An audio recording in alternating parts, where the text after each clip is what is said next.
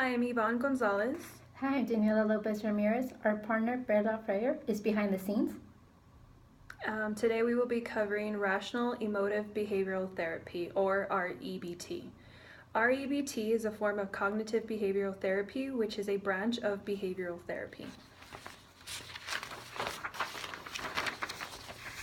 It was developed by Albert Ellis in 1955.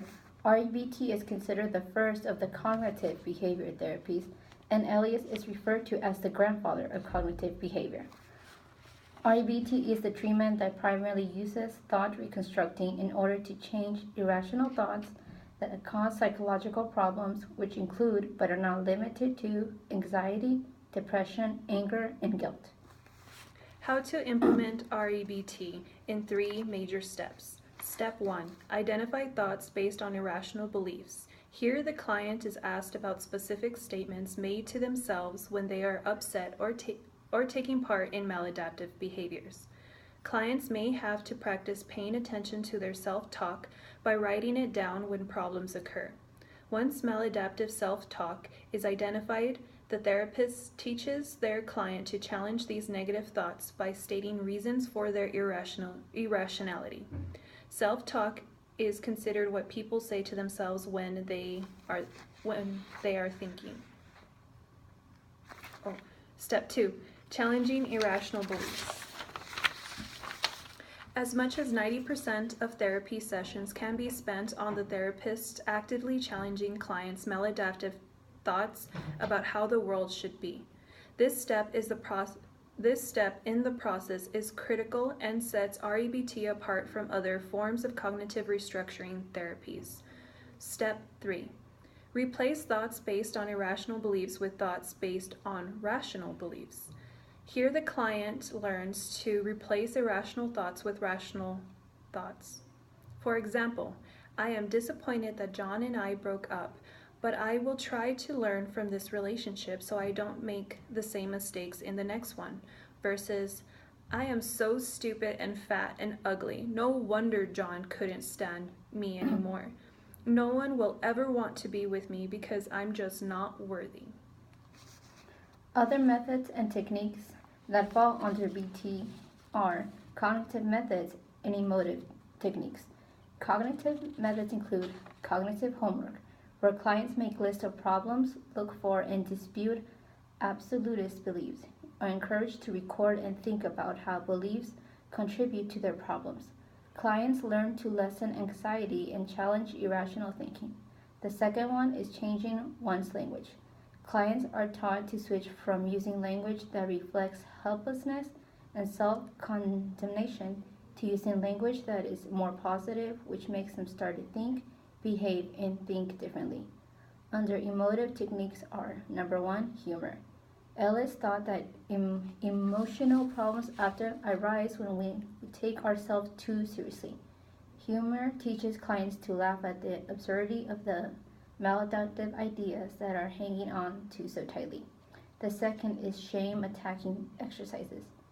Geared towards self-acceptance and mature responsibility, it helps clients realize that the thinking they view as shameful are only shameful because they define them as such.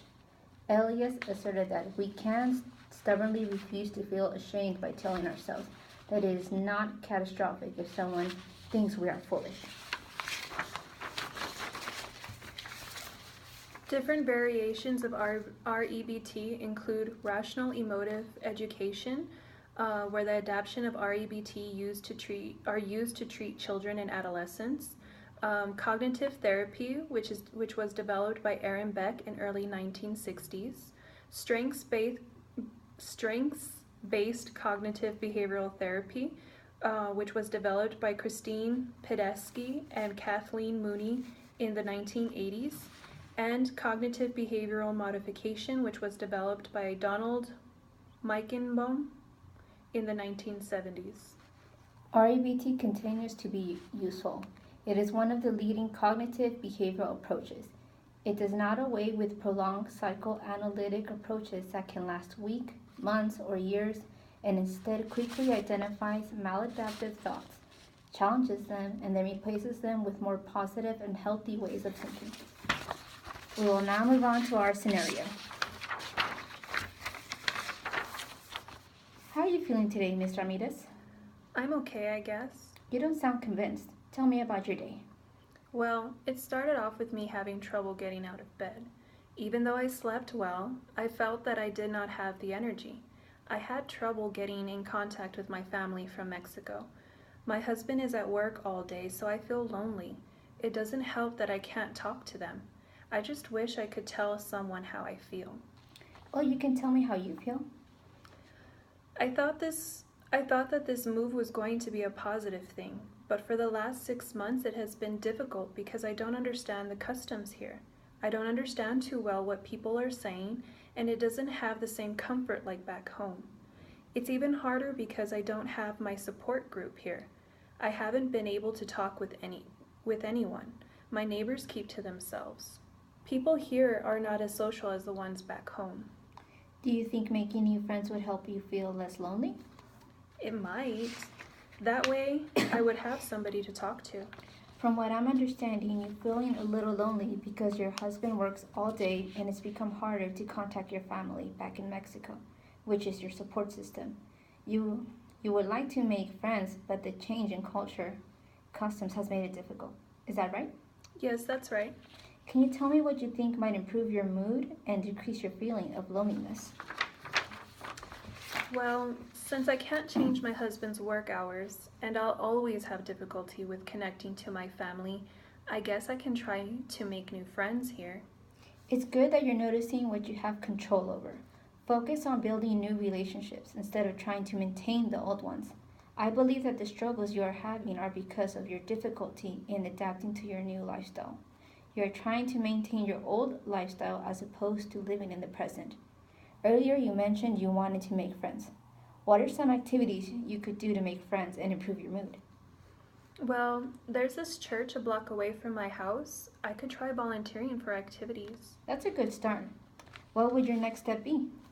I can try talking to someone there. That's a great idea.